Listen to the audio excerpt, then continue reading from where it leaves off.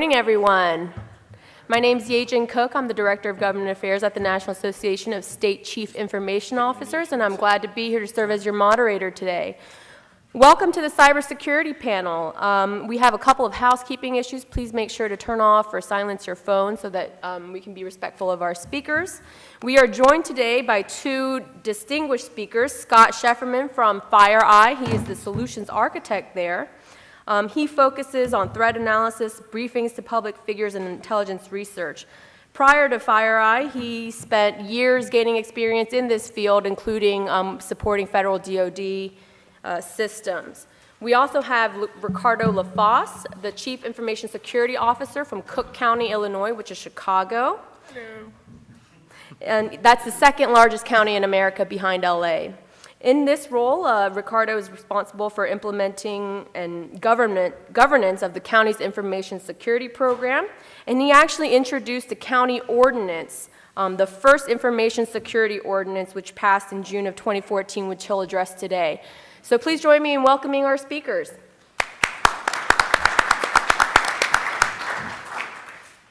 Excellent, okay. So, Scott Scheferman, Ricardo, in case this wasn't obvious. So today, before we start, today we're going to talk about the theme there in the bottom. It's a who and not a what. And that's referring to those threat actors that we read about in the newspapers targeting our systems. We're going to cover a lot of other things too. And Ricardo's going to bring a lot of his personal experience working at Cooke County into this presentation. So what we'll probably do is just tag team these slides and go back and forth. And if at any time during the presentation, you have a question on that topic, just raise your hand and we can just go like that. Or any topic. Or any topic on the cybers of security, all right? So before we do anything though, just a quick show of hands. How many folks in the room use an iPhone? Okay, and then how many folks use an Android? Okay, those 5 folks, okay. And then one last question, how many people use their phone for work purposes as well as personal? Okay, excellent, okay. Those hands being held will come back later in our presentation. Okay, good to know. So without any further ado, we'll start. That's who we are. Yeah, I think you did a good job explaining our background. I don't know what else to say. Supporting federal systems for 15 years, working as the technical lead for the Navy, that's been my role, assessing thousands of systems per year from submarines to satellites and everything in between if it has an IP stack. And so involving incidents and other things like that. Yeah, so. and then on my side, again, I've been at Cooke County for about 2.5 years. I built a cybersecurity program up from scratch. There wasn't a program there before. Prior to that, I worked at multiple hospitals leading cybersecurity efforts, as well as law firms and also the Army Corps of Engineers supporting their regional efforts as well. So. I didn't even know the last two. I know, how about that? So it's not just government. I also have private banking and law firms. Another quick show of hands, how many people work on cybersecurity at all in the room? Okay, excellent, okay. All right, so this is the why we're here, all right? Picture's missing. She's coming. All right. So 15 years supporting the DoD, every day I woke up, it was to support what I call the warfighter, what we call the warfighter, right? To support their mission abroad, fighting terrorism, post 9/11, of course, today being the anniversary of 9/11.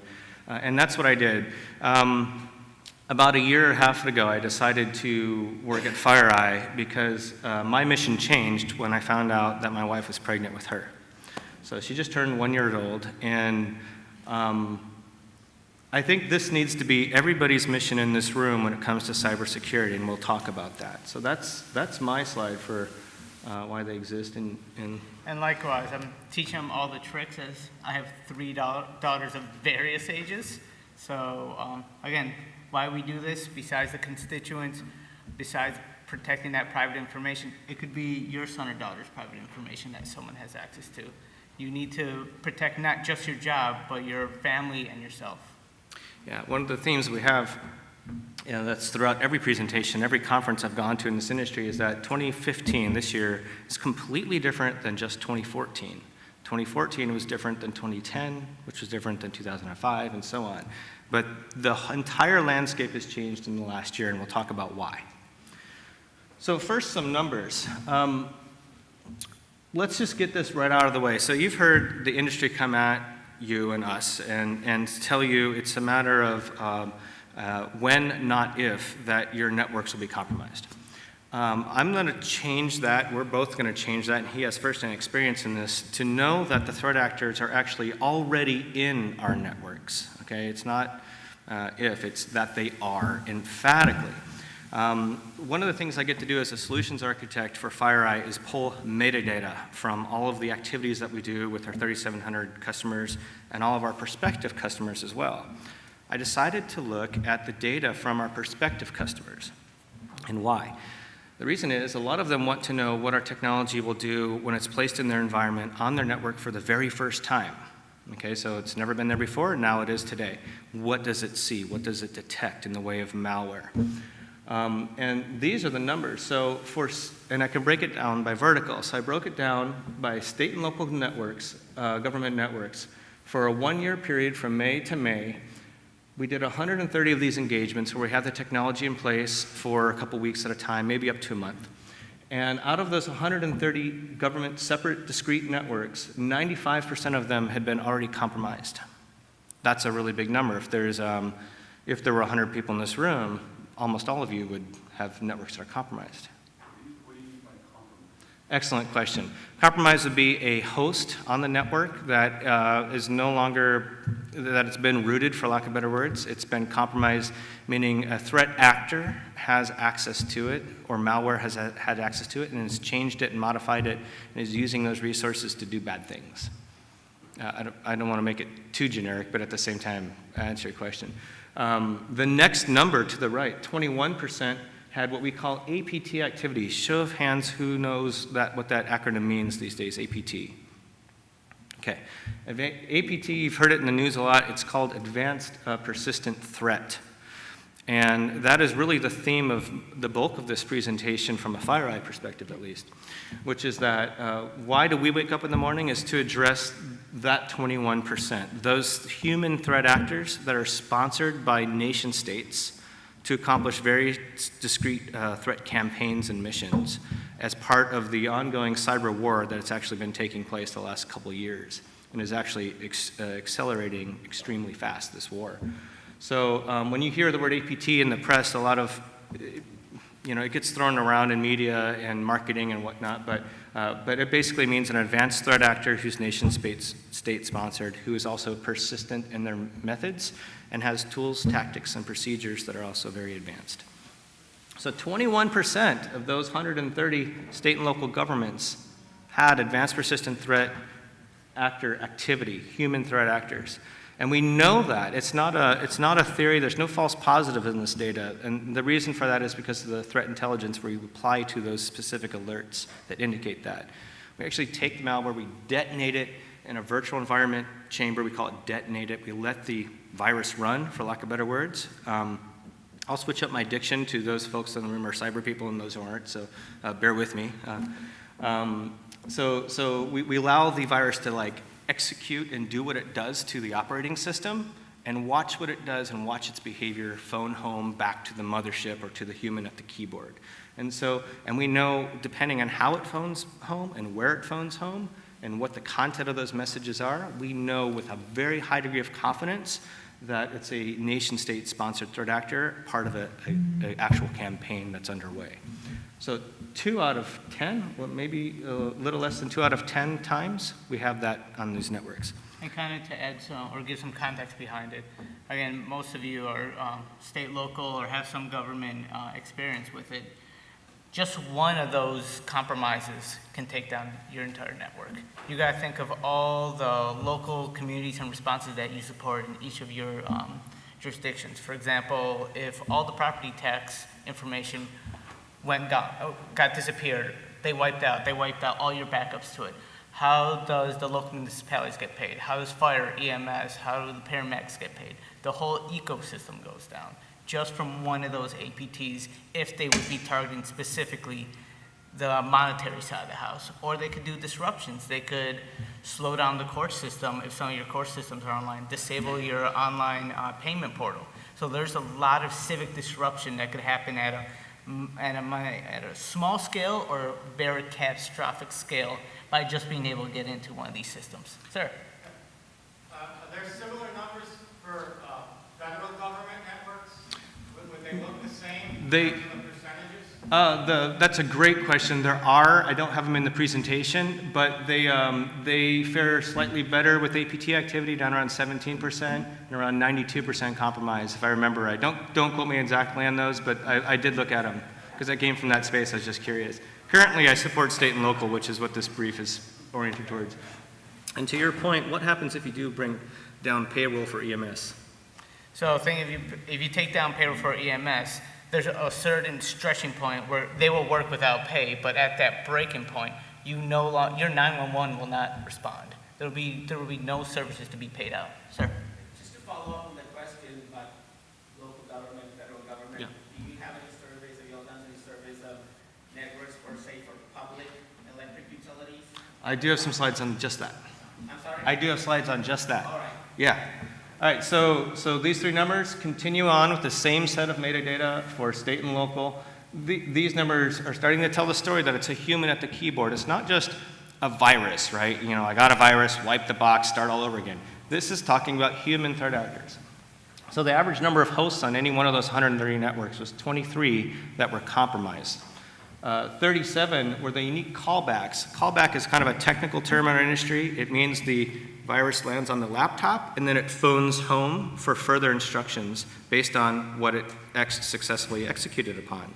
So it says, do I want to do things like send passwords? Do I want to move laterally or next to my neighbor to see what's going on? Do I want to compromise a domain? Do I want to encrypt your hard drive and hold it for ransom? All these things can be reduced down to what we call callbacks, which is one of the things our technology detects very well. So there's 37 was the average number of these unique callbacks in just a 2-week period, calling back to humans. And then 177 is the average number of malware. Just also to add to the last number on 177, just so it gives some context to it, it's not specifically you going to a bad website. Yeah. It could be you going to CNN or your favorite news YouTube, and a lot of the malware, a lot of the payloads are embedded in the ads. You don't even have to click anything. You just go to a website and you're already infected and compromised. So that's the degree of sophistication. Thank you. That these threat actors are using.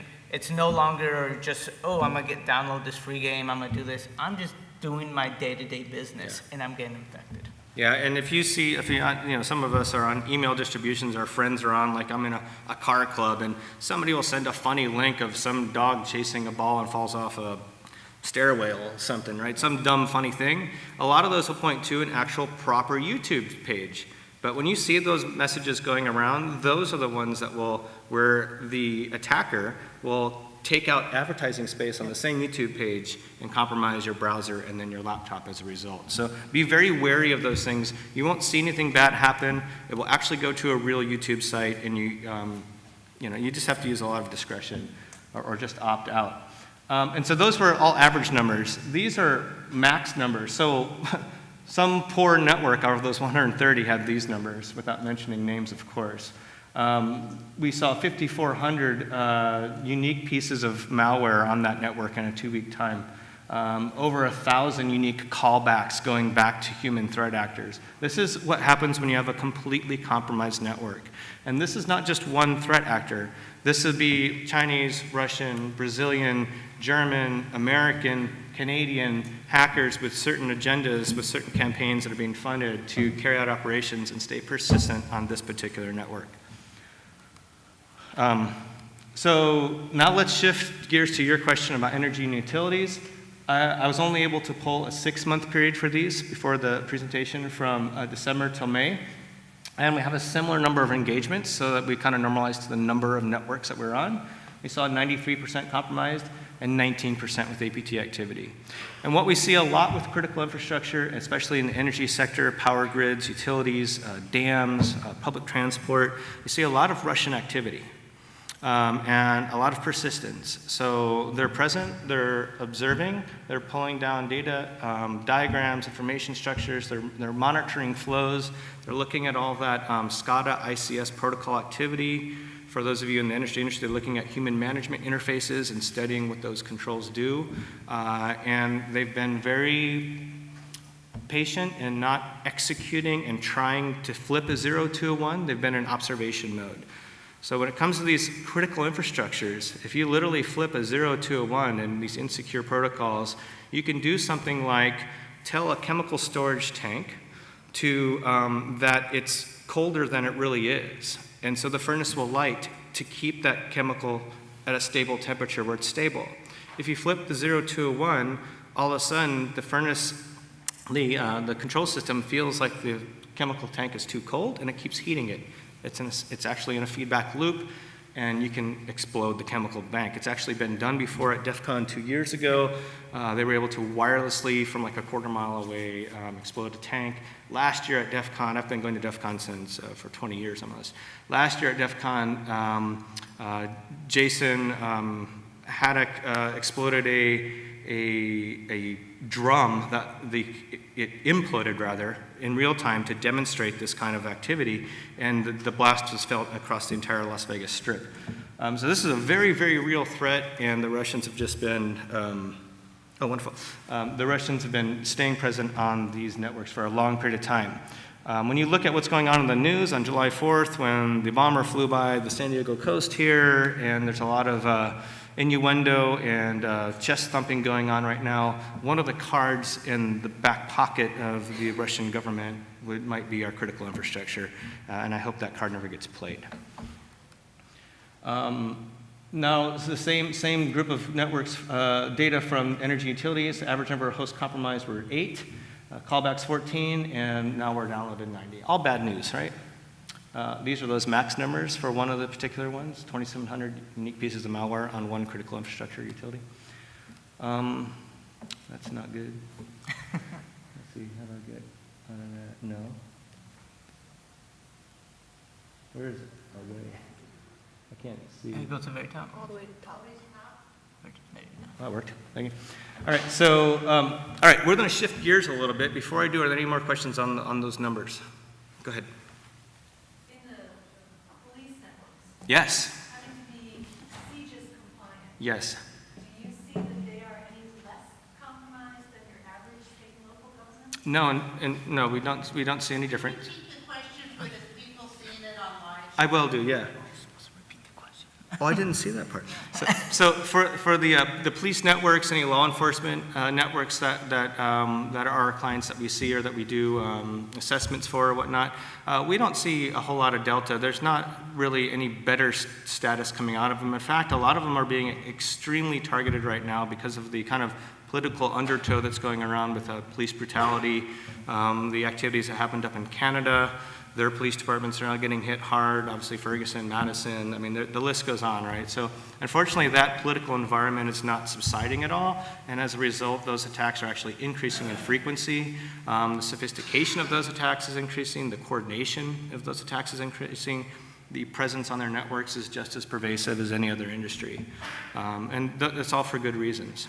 And kind of, real quick, also Yeah, to you- add to that, there's this stipulation where if you are compliant to, say, CJIS, ISO, or HIPAA, that you are more secure just by being able to be compliant. That's not necessarily true.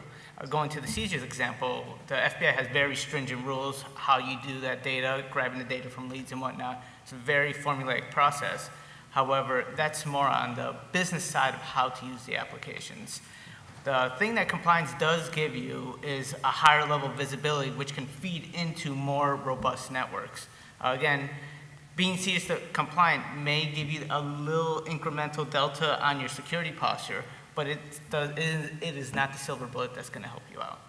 Yeah, and the other thing about CJIS compliance is unlike, let's say, the federal side where you have DIACAP, where you get audited and you have to report your residual security risk to an authority, the CJIS doesn't have like an authoritative arm to enforce that, to go out, proactively audit, and hold back operations if they were not to be compliant, because their mission means that you can't stop business just because you're not secure, right? Because people's lives are at stake, right? So it's a very challenging network. Oh, sorry, yes. I'm just wondering, what's the primary end game of all this? Are they looking to take money, or are they looking to just cause a disruption? Excellent question. If I can, we'll have a slide on the kind of the Chinese problem, if you will, which will be a good place to kind of address that question. In general, there are multiple motives that we have. Oh, and I didn't repeat the question. What are some of the motives that attackers have when they're attacking a network? One of which we just talked about, which is what we call hacktivism, hacking for political reasons. So you're motivated by a moral or ethical or religious reason. It could even be, you would consider the Syrian Electronic Army, some of the attacks they would do on our federal sites to be a version of hacktivism, right? That might cross into cyber warfare, but in general, it's more hacktivism. It's chest beating, chest thumping. Obviously, there's attacking our PII, our personal data, things that you're very familiar with in the county, where they're looking to use that for either resell value, or they're looking to do what China's doing with big data. We'll talk about that in a second, so put that on the shelf for a moment. There's disruptive hacking, where you literally want to just compromise something. Most of the nation-state hacking, though, is to really get a foothold within our infrastructure. And when we say critical infrastructure, we don't just mean what we visualize in terms of DANs and utilities. We also mean our Fortune companies. We mean major companies. I mean our financial networks, Wall Street. That's all part of our critical infrastructure, because if any one of those major pillars were to fall in any great capacity, it immediately cascades into an event. When you guys do your threat analysis and risk analysis, that's what you have to look for. It's like, what happens if you stop paying EMS? Well, they don't work. Well, that's a big problem, especially if it's timed along with something like Ferguson. So, and don't put those kind of coordinated thoughts past these adversaries, because there's entire underground communities focused and communicating together on how they're going to attack government. There's a lot going on right now in the underground. All right, so I told you we're going to shift gears, and what we're going to talk about right now, just for a few slides, is what we call malware. You might be familiar with the term virus. We call malware, it's a little bit more sophisticated than a virus. It generally has a human behind it that is using it to be able to effect control on a laptop or whatnot. But we're going to talk about this malware because it's kind of interesting what industry tells you about it versus the reality of malware. This statistic, 70 to 90% of malware samples are unique to a given organization. And to understand what that means, why that's an important statistic, it means if you're getting something like a threat feed from another source that's feeding you information about malicious domains, IP addresses, or what we call binaries, with hashes, and you are applying that to your own security controls, a few things about that. One is 90% of it, by this statistic, is going to be irrelevant to you. Only 10% will be. And that creates a lot of what we call malware noise. You get all these alerts and you get all these things going on and all these ability to feed your perimeter devices like your firewalls and your web proxy filters, and yet you're not really affecting the problem. This is why the advanced threat can walk right through our traditional defenses that we've tried to rely on for 15 years. Okay, so I'm going to use this as an analogy. I found myself in front of an admiral, a very upset admiral in the Navy at one point after an incident had happened. And I was the least senior person in the room, the most junior, and my boss looked at me and said, okay, you need to be able to explain why we got compromised, all right, without mentioning networks and names and the rest of it. And so I had to come up quickly with an analogy, and this is actually held really true. And in fact, there's one reason I work for FireEye. This would kind of be the reason why. If time were a spear moving left to right, and you were to look down on your watch right now, and that's basically now at any given point, you have either the tip of the spear, which is just ahead of now, and everything behind, of course, right? So you can follow the analogy. On the known side of that spear, you have your threats that have been seen before. It could be an IP address, a domain, a registry entry. It could be all these things that we call indicators of compromise. It could be binaries. By binary, I mean a file that's been seen somewhere before as bad and your antivirus flags it. But all of these things are known. And so we're relying on the ability of these technologies, in yellow there, to inform us of things that it sees that it knows is bad. The problem is that the temporal aspect of this challenge makes it such that those known threats are not the real threat. First of all, things like domains, after they've been used once by a threat actor, www.evildomain.com, like where they might host their bad file. After they have that domain there and they have their campaign and it's taken place, they immediately expire that domain and create a new one. There's malware that will do, I think, up to something like 30,000 domains it's gone through and burned through at a cyclical rate so that your defenses can never catch them. It always stays one step ahead. Likewise, when you have a piece of malware, we'll talk about these markets where your bad guys can buy malware for a price, right? When you can buy malware for a price that's fully undetectable, it means these technologies will never catch it. It's compiled in a new way such that it's MD5 hash, for those of you into crypto at all, and hashing, understand that a hash means that this file is uniquely this file, right? If I modify just one little thing and switch a 0 to a 1, that hash changes for that file, and therefore these signatures cannot detect that file. So, carrying the analogy through, the reason why FireEye exists is to address that tip of the spear of the unknown, those signature-less files, files that don't have signatures. And to the extent that we can address that tip of the spear is the extent to which we can actually have a lean forward stance and hunt out and find those threat actors on our network. When we talk about, when I say we, like FireEye and our Mandiant side, we talk about the fact that you have a three-legged stool upon which you need to address this. One is technologies, which is what I'm speaking to here, the ability to detect the things that are quote-unquote undetectable or signatureless. The other one is expertise, and we're going to talk about that. And the third one is intelligence. And then that intelligence is like the glue that holds all three together, that lets all three talk to each other and allow you to lean forward and actually what we call hunt. There's a new word for a lot of us. Hunt for adversaries already on our network. Okay? Questions? Great. Are you saying that the way to protect against the malware is to essentially predict what that event may be? Excellent question, but the short answer would be no. I'm going to repeat the question, finally. He's asking if prediction, if there's some kind of algorithm or predictive algorithm involved with this process of detecting the undetectable. Short answer is no. What we actually do instead is, and not just us, there are other technologies that do this, but you take the malware and you let it detonate or run in a very specialized, purpose-built hypervisor or virtual machine.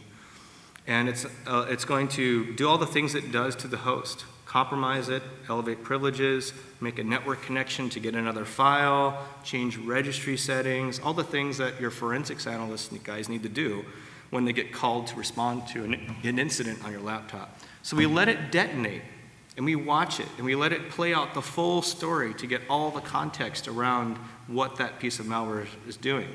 Now, if I just looked for an MD5 hash signature and said, oh, is this a known bad object or not? I don't have any context. I don't know whether it's a really bad object or if it was a bad object last week and this week is, I mean, all that, you need what we call context. By detonating in a virtual machine, we know that it's evil, for lack of better words. It's a funny term, but it's what we've come to use in the industry to say, is this doing bad things or not? And that's how normally that would take a human being to actually go and do, like that's what you guys had to do earlier, send somebody out there and say, on this laptop, somebody's got to spend an hour doing forensic analysis to see if that virus even ran. Sure, the object made it through your firewall and you got some alert, right?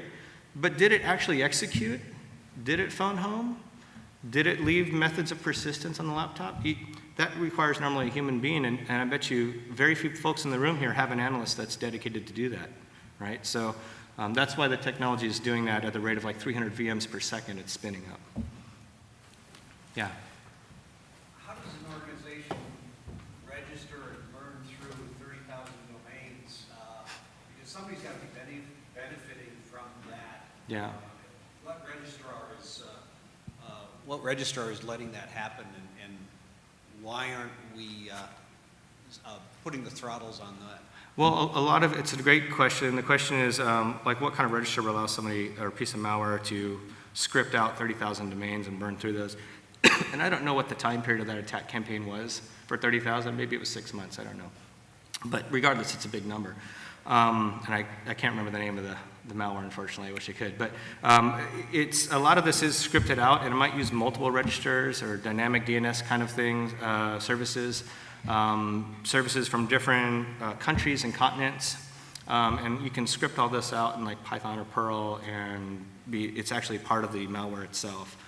And as long as the malware and the author both have the same script to know where things are going to point, like what was it, APT 29 that we Firelight just released a dossier on, was using Twitter and images, and inside the images they were using steganography to transport command and control messaging back and forth from the victim to the command and control. So all looked like innocuous traffic, but all that was scripted out, and they were burning through Twitter accounts instead of domains.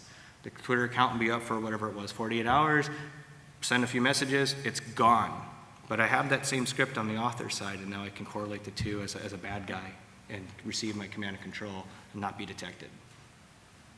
That was a Russian state actor for that particular APT 29, I believe.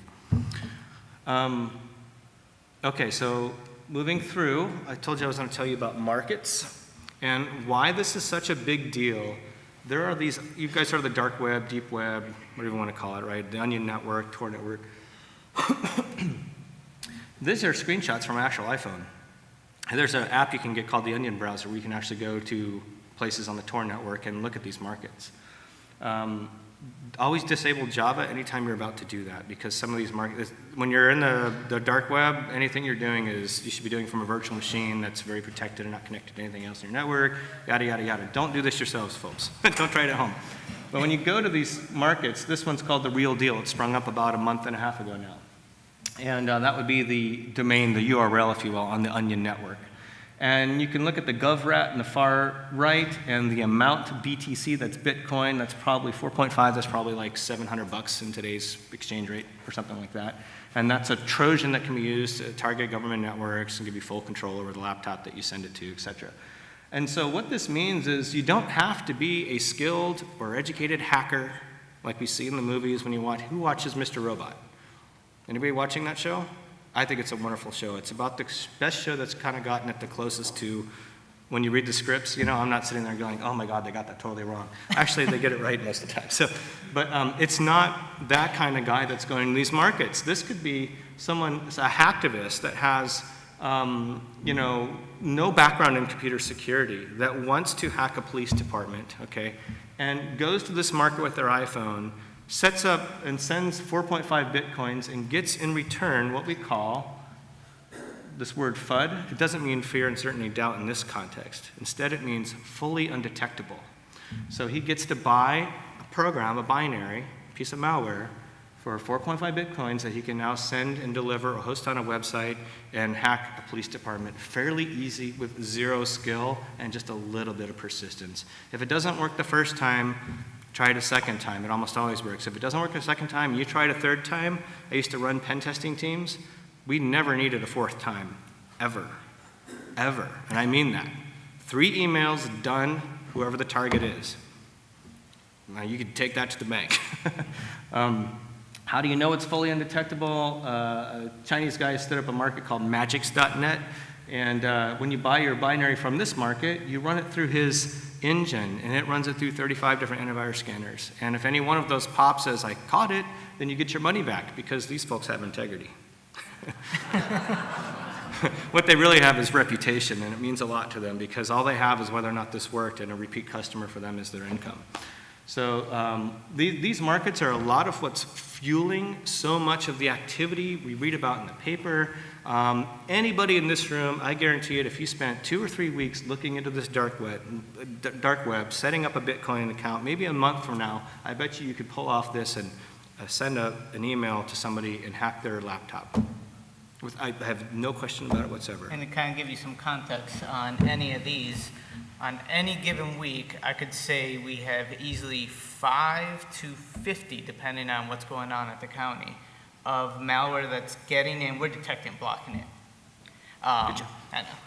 Of undetectable malware that we detonate using various different types of technologies and then add it to our defenses. We'll talk more about threat intelligence fabrics and whatnot, but just to give you some context, on a weekly basis, we see 5 to 50 of undetected malware that your typical AV vendors will not pick up, the IPS will not pick up, the proxy will not pick up. So it's just rampant in your network, and you have no idea that's even there. And your data could be leaving, they could be getting additional ways to get into your network, but you're completely blind to it unless you have the process and tools to guard against it.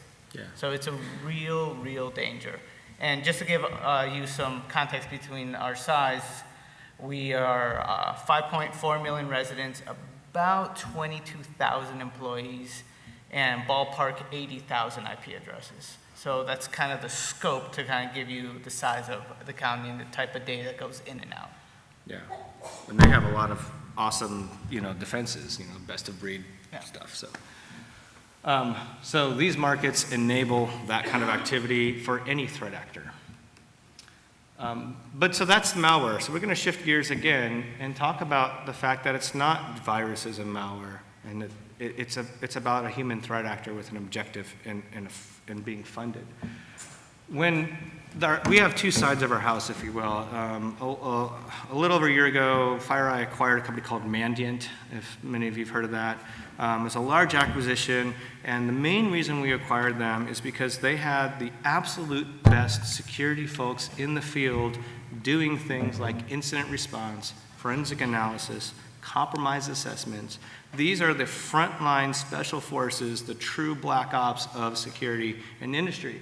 So when we acquired, and I don't mind putting a plug in for them, I knew them as that well before I came on board for FireEye for years. They've had that reputation. So when they go out and they do these compromise assessments to the tune of maybe 300 a year, is about what they're running now, they find one thing in common. Half the time when they go to look at the laptop that somebody called them and said we need you to come out, there's no malware on that laptop. Why is that?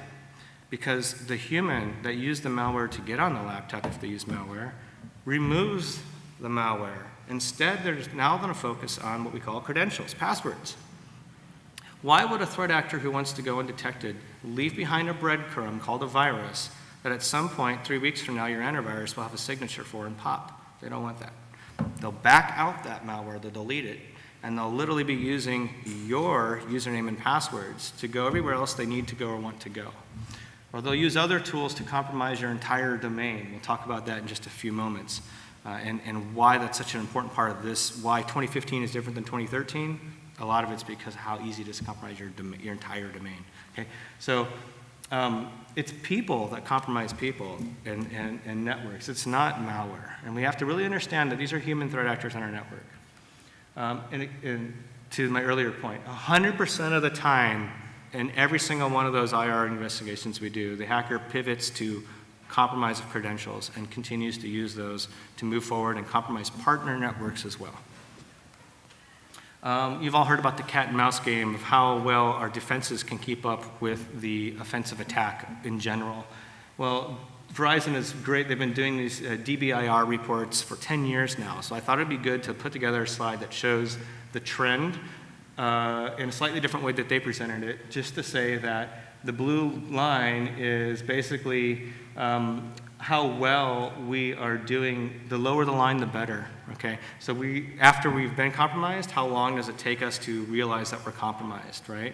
And that number fluctuates. 2014 was our best year yet. And, but if you look at the odd years just prior, 2013 and 11, those were our worst years yet. So what's 2015 hold? Well, based on my kind of ear to the ground, it's going to be not a good bar for us, unfortunately.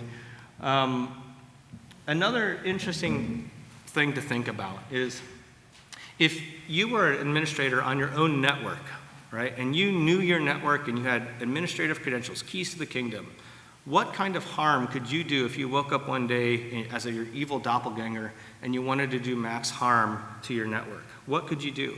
And how long would it take you to do that? A week, 2 weeks, maybe a month if you really had to think about and strategize? Here's a number. The mean dwell time is 205 days, the better part of a year. that a human is found on a network before they're detected on that network. That's a long time to do no good when you have keys to the kingdom. Does that make sense? That's why this is so important. In fact, it gets a lot worse. One of the APTs, when you see the number APT, the letters APT and the number, that's a FireEye Mandiant's way of naming with a high degree of confidence a certain threat actor for which there's an accompanying dossier about their tools, tactics, and procedures, their agenda, where they're funded out of, etc. So in this case, APT-30 was targeting, persisted for 10 years in some financial networks in Asia. Even some of those networks were in air gap situations that they were still persisting through. And we all shake our heads and say that's impossible, but it's absolutely not impossible. Things like thumb drives. Okay, so before I switch gears to cyber threat intelligence, is there anything you wanted to add to all that? No, I think. Okay. We'll do Any this. questions on that? Okay. You're scaring us. Okay, well, we're just getting started. You know, when I came into this is the first time I've worked for a vendor at all. I've been 15 years working with vendors, being on the other side of that aisle. And when I first came on board, I said, I will never sell with fear, uncertainty, and FUD, right? I'll never be a FUD salesperson. And I'm lucky I'm not on the sales side of the house. I'm a solutions architect. I'm working with product and doing white papers and technology stuff, right? But I will tell you this, I realized one of the things, and we talked about this last night, if we don't do a good job scaring you, meaning bringing you up to terms with the actual reality of the State of the Union in 2015, we are totally failing. And I've had to completely flip my personal philosophy that I'll never sell with FUD. Because honestly, we don't have enough time to get everyone in this room educated up to the cyber hacker level that we would need to do for you to understand this for yourselves. You're going to have to start taking people's word for it in government and NIST, from your fusion centers, from your vendors, from President Obama on down, from the executive office, that we have a really big problem on our hands. And really, we need to affect this change. We have a bow wave just ahead of us, and if we don't get ahead of that bow wave, we're going to start to see some of the bad things play out that currently we're scaring you with. We're right on that threshold. We're right there. And just to kind of add to that as well, and it doesn't mean you have to have this giant investment in tools and technology. There are a lot of great resources for local and state government. For example, any of you here are members of MSISAC? See, everyone should have their hands up. So it's funded by DHS, and it's a cybersecurity kind of like alertness program. So they can monitor your outside IP addresses, they monitor your domain, and they give you security awareness bulletins at all times. If they see nefarious activity on your website or on your IP address, they will call you. And this is a complete free service by Homeland Security. A quick comment. This morning I was watching MSNBC, and the chief security officer for IBM was saying that pretty soon, which by the end of the year, all of us Apple users are going to need to go from 4 digits to 6 digits for the very reasons the two of you are talking about for security. Yeah, it's just a comment. It's just interesting because he was talking about the 4-digit security code. There's 1,000 different ways that someone can break through it, and the 6-digit, there's 1 million. Yeah. Just a comment. I thought it was interesting that we were going to sit in on this conference today for this topic because it's everywhere. You guys are right. It's absolutely everywhere. You can't. And it's also a huge cultural shift also, specifically on the local state government side. When I put in the policy for our phones to be alphanumeric, I had to close my door because people were like throwing stuff at me. No one wants to unlock, so we have, I think it's 6 characters alphanumeric. So you can't do like 1, 2, 1, 2, 1, 2, and you can't reuse them. So you start introducing them slowly to these type of topics. Then you start layering on security awareness, kind of like we have our yearly ethics training. We start adding the yearly security awareness training. So they do modules, they learn high level how to protect yourselves at the workplace, but also the value added of also how to protect yourself and your children at home from cybersecurity. So, Can I make sure. another comment? Because I'm really interested in all this. My husband is a techie. So I get a lot of it at home, and he's always saying to me, change your passwords on your phone, on your iPad, change them every month. Not even every 3 or 4, or I would, if I had my way, it'd be every couple years, you know, because it's just, as I'm sure a lot of us here, it's just one more thing we have to remember. So then we get to another variable where the passwords have to be case sensitive, uppercase, lowercase, numbers, and everything in between, which makes it harder to remember, but it's also protecting us. Is that true? Yeah, so what you're describing extremely well is what the industry has been calling the password problem. And it's a massive problem that the industry has, which is every site you need a unique password, and it has to be complex, and how can a human remember that? So then we went to things like apps where we have a one master password to unlock all of our other ones, and that's actually today probably the best hygiene recommendation. We call this cyber hygiene, or whatever is the buzzword, like how do you protect yourselves with social media. You can use these master passwords, it's a great thing, but then some security researcher, I'm not gonna mention the name of the app, but one of the major apps that people were using to store all their passwords in, that they unlock with a master password, had a vulnerability in it.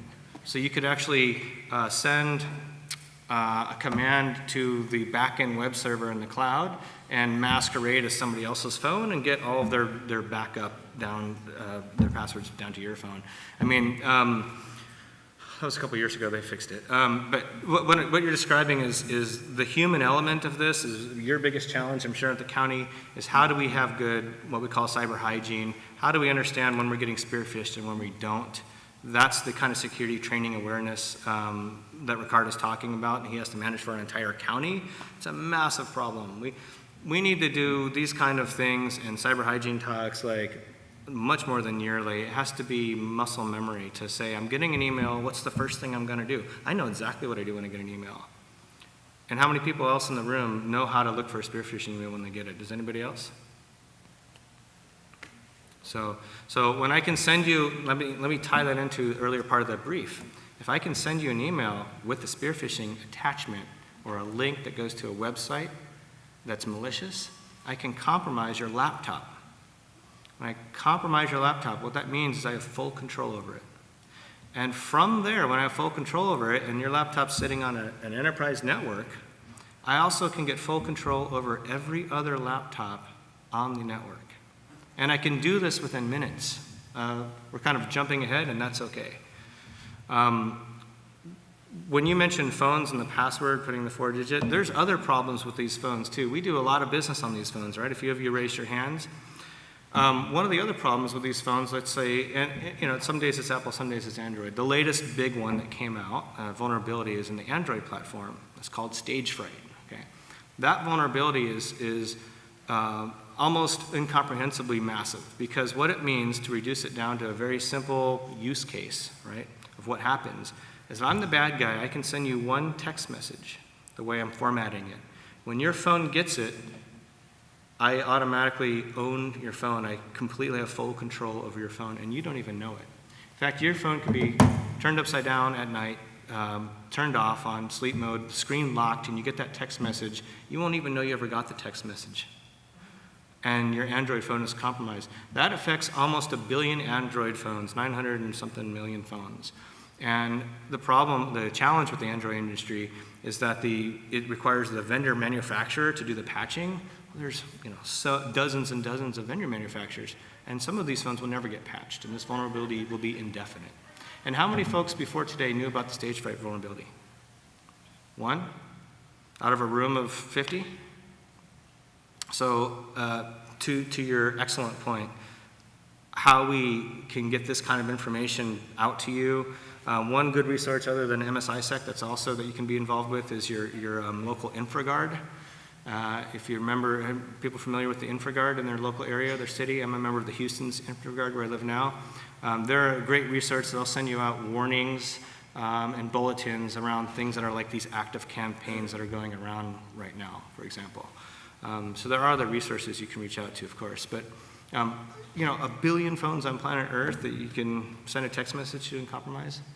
It's a really And once you have the phone, these are nothing more than laptops. We all know that, right? So we've heard that 1,000 times. So if I can VPN into my work or check my Outlook web access or log into an applications server or a Citrix Thin Client app, then I'm all of a sudden you.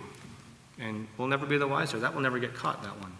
There's not going to be a antivirus on your Android that's going to catch the stage fright, because once I have root access to the kernel of this phone, I control everything above it. And so I'm kind of, I don't know what the word is, like I'm Uber. I'm the puppet master of the phone, right? So any software you put on there from that point forward, I can have control over. All right, let's try to get ourselves a little bit back around on track. What are we doing in terms of time? Well, we got plenty of time. This is great.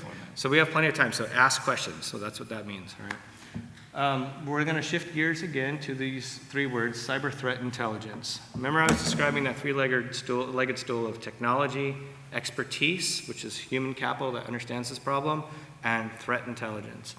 We're going to talk about why threat intelligence is so important in terms of your ability to lean forward like what Ricardo's been able to accomplish and some of the things he's working on. I want you to be able to describe that, right? Okay, good. So before we do that, we're going to do just a really quick academic course, and it's super easy. I made it as simple as possible. When we say threat intelligence, we can use information science as an example, what you might teach somebody in middle school. At the lowest part of the triangle, we have data. What is data? It could be an IP address. It could be a bottle of water, all right? What is information? Information is data with some kind of descriptor to it. A bottle of water with a blue cap, in this case, an IP address that we know is bad, right? So now I have information that tells me that IP address is bad, so what am I going to do? I'm going to block it on my firewall, right? That what I just described is what we've been doing in the security industry for the last 15 years, and it's not working, okay?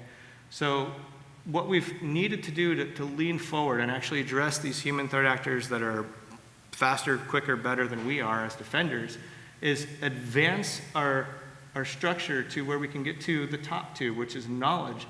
Knowledge will describe, okay, what is this bottle of water? Well, it's got fluid, and that's comprised of hydrogen and oxygen, and if you pour it, it pours out, and you kind of know how a bottle of water works, right? We all know how a bottle of water works, thank God. Same thing with malware. I know I have a virus. Well, now I know what it does. It's capable of remotely controlling my laptop. And so we're starting to get somewhere. We're starting to lean in. We're starting to take interest and say, oh, I need to triage. I need to actually go investigate that malware because it can do a lot of bad things, right? So you're starting to lean forward with your intelligence. But the top of the pyramid is where we really need to get. And I called that loosely wisdom. And that's getting at the who, the why, and the how. The tools, tactics, and procedures that you could study of your adversary, understanding why your adversary is in operations, how they move, what their objectives are, what they've done in the past, what they're likely to do when they're on your network. When we start saying things like we're on a hunt for networks and threat actors on our network, when we say hunt, we mean actually like going and finding those breadcrumbs that we know they leave behind based on who we know they are.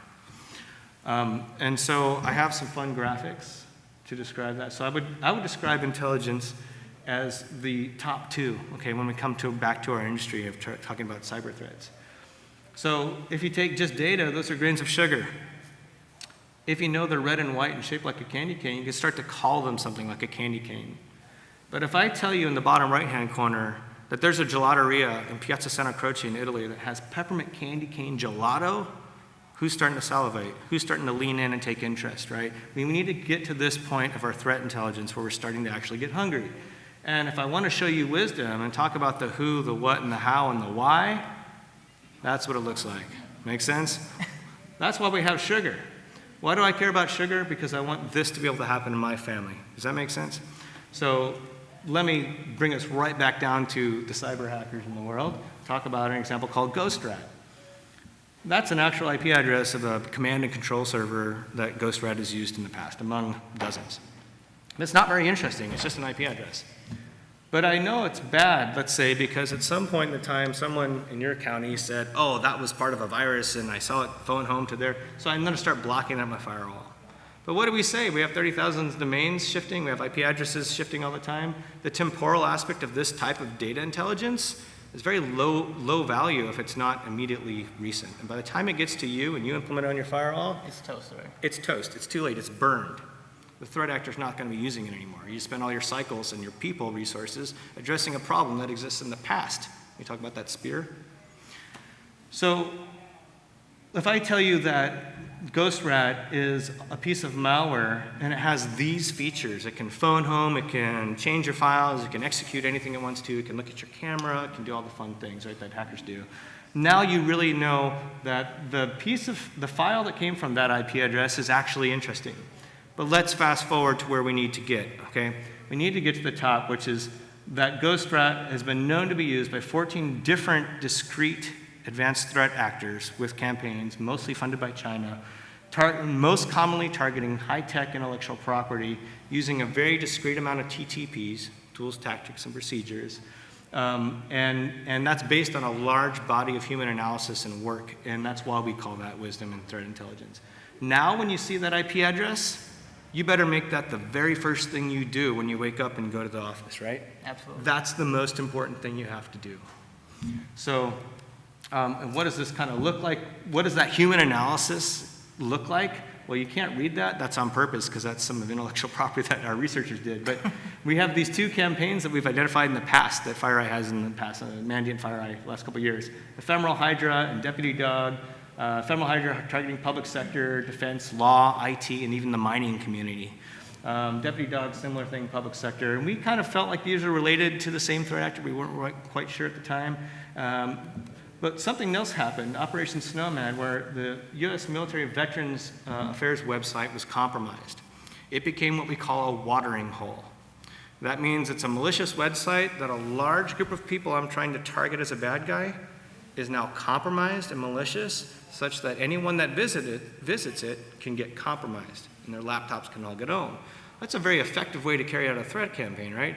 If all of you go to a similar website, and let's say in the telco sector, just throwing it out there, that you all have to go to on a weekly basis, a threat actor that wants to target your community or our internet backbone might target that website that you go to before it worries about targeting each of you individually, because it knows you'll go there. And once you go there, your laptop is compromised via the browser, your internet browser being compromised. Okay, so in Operation Snowman, that's exactly what happened to the Veterans Affairs website. Well, one of our analysts realized that the command and control infrastructure that this was going back to started to feed back to some of the same domains and same IP addresses and locations as the other two. And they ultimately were able to tie these three together back to these same two IP addresses that were part of the command and control infrastructure for all three campaigns. Now that gives you a high degree of confidence as an intelligence analyst that you're talking about the same group. And it, we called this APT-17. This is one of the most insidious Chinese threat actors that's targeting our government and critical infrastructure and our workforce and our military workforce. Because the Veterans Affairs website doesn't just have veterans as members, it also has active duty.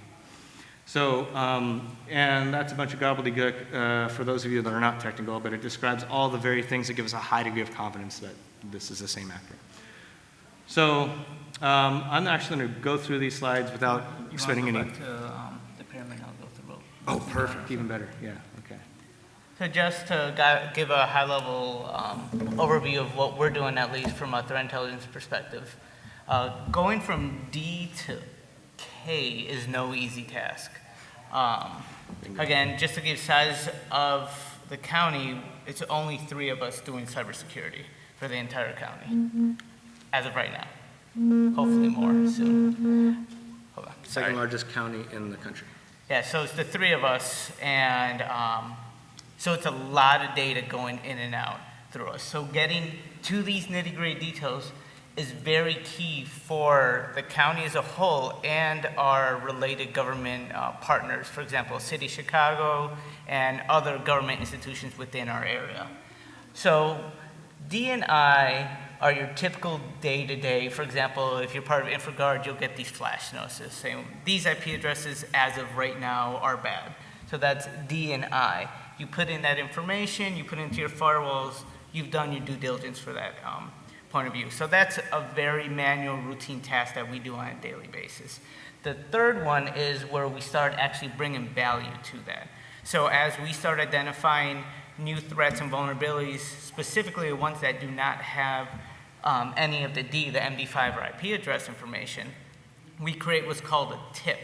I forget what tip stands for, but think of it as a nice little portfolio that says who's attacking you, why are you being attacked. These are the associated IP addresses, almost like the his fancy little graph he had, but in like almost like a Word document that gives a narrative of what's going on. And what we do with that information is we share it. Of course, we remove our proprietary information. We share it with our sister agencies and also the local governments around us. So again, we do a lot of stuff with the city of Chicago, and we will say, we see these IP addresses, we believe they belong to this, and they're attacking our web server specifically during elections. So we give them that information, and they can preempt that stuff before they do their elections or if they do similar projects like that. And we've seen great synergies with that communication collaboration with the government institutions. But then it goes to, this is a highly manual process right now and takes a lot of time and effort, but the rewards can be quite beneficial. Going kind of to the MSISAC, I forgot what police department it was, but there was a hacker group called Viking something. Rings a bell, yeah. Yeah, and they were attacking specifically the PBX at 9/11, on 911 machines.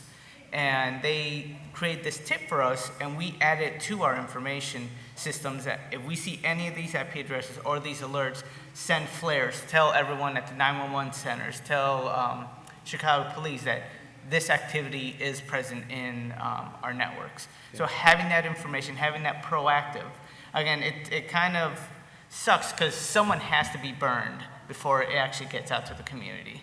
And having that collaborative approach, that's why this is so key to get to the wisdom so you can share with the community. Because the weakest link is that small little municipality that has access to SCADA systems, or that third-party vendor into your network that has very low security but has a backdoor to your crown jewels.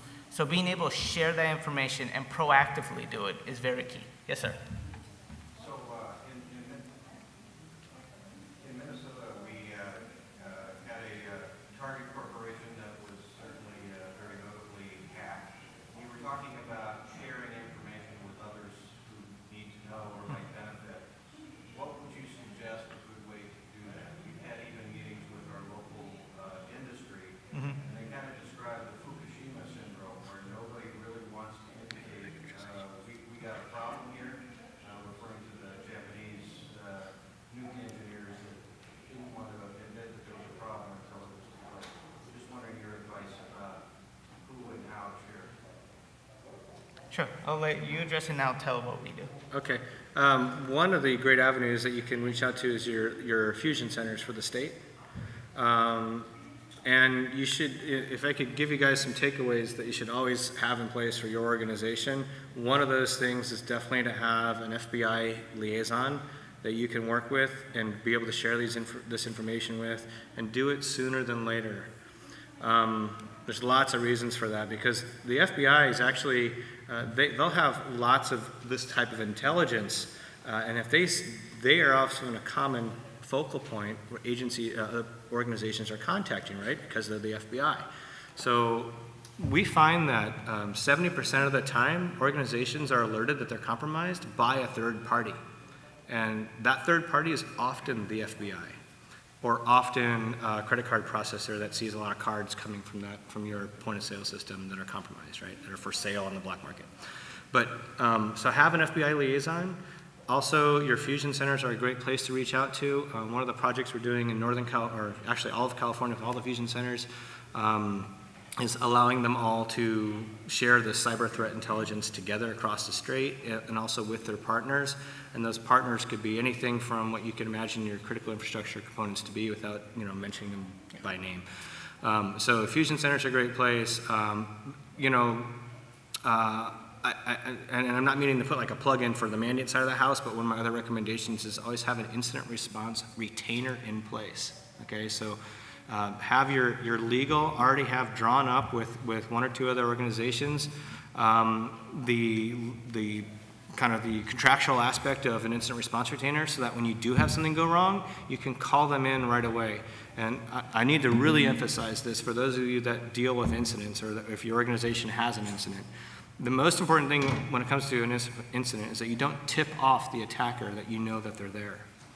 For a few reasons, not just legal reasons, not for forensic exchange of evidence, not all the obvious reasons, but also because attackers are getting a lot more destructive on their way out, and the cost of that compromise to your organization could be tremendously higher if you tip your hat to them by just wiping a box just because your mouse is acting funny.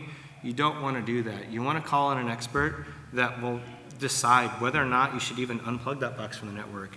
Because if you don't observe that activity, you don't know where else in the network it's gone, you don't know the scope of your breach, and we call this whack-a-mole. You wipe a box, and 2 weeks later, you're wiping either the same box or another one with the same virus.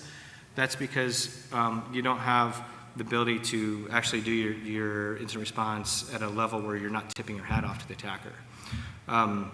So have at least the retainer in place that when you have something happen bad, you have a trusted advisor who holds your hand throughout that entire process and advises you on when to tell the public, if to tell the public, what your breach laws are based on who you are and the kind of data you protect, when you bring in the FBI, which is, the answer is almost always going to be sooner than better than later, sooner than later.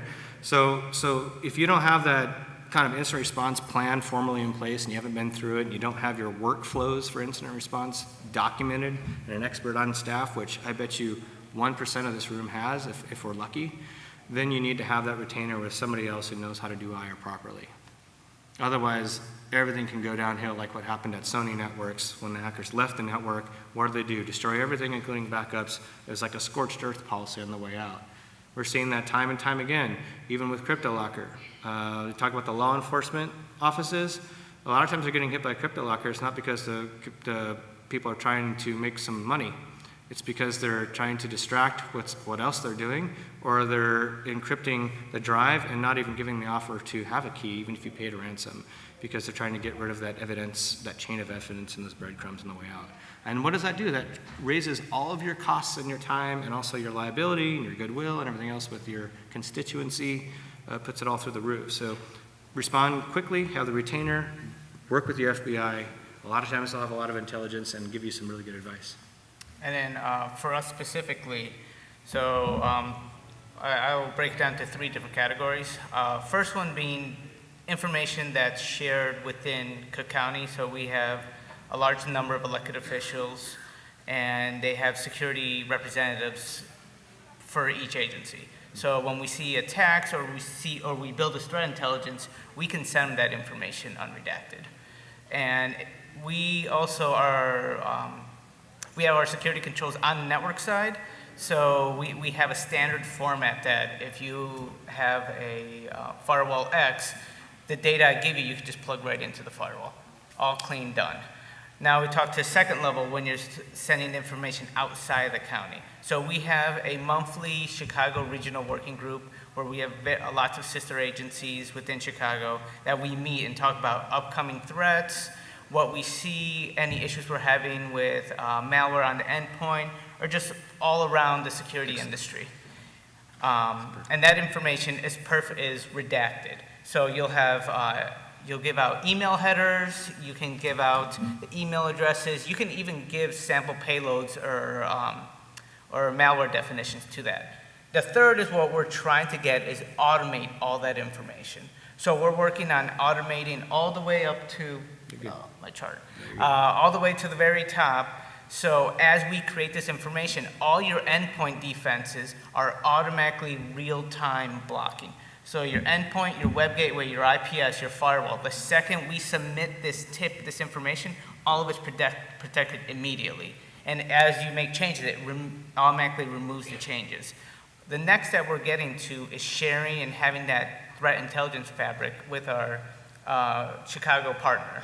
So they're going to build a similar infrastructure. So if they submit a tip, we get their intelligence immediately, having the blocking capability, and we'll be able to cross-correlate attacks if it's one of the APTs, if it's Russian business network, or if it's hacktivists. We will both know immediately on both ends in an automated fashion. So that removes a lot of the manual intervention, which will be key to stopping these large-scale attacks than just dealing with the day-to-day blocking and tackling.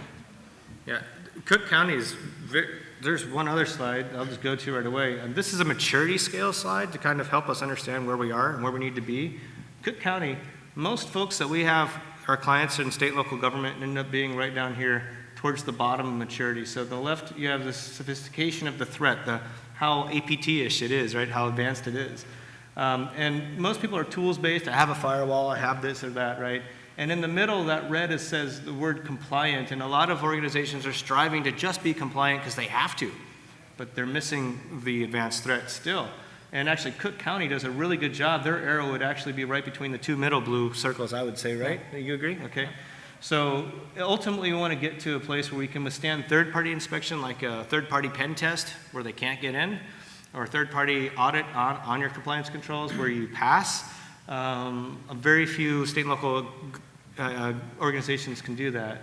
And ideally, we want to get to the top where we need to get ahead of that bow wave as a nation, as critical infrastructure, which is resilient to nation-state attacks. And the word resilient is really important. You're not going to stop them, but you have to be able to identify them and know how to respond to them.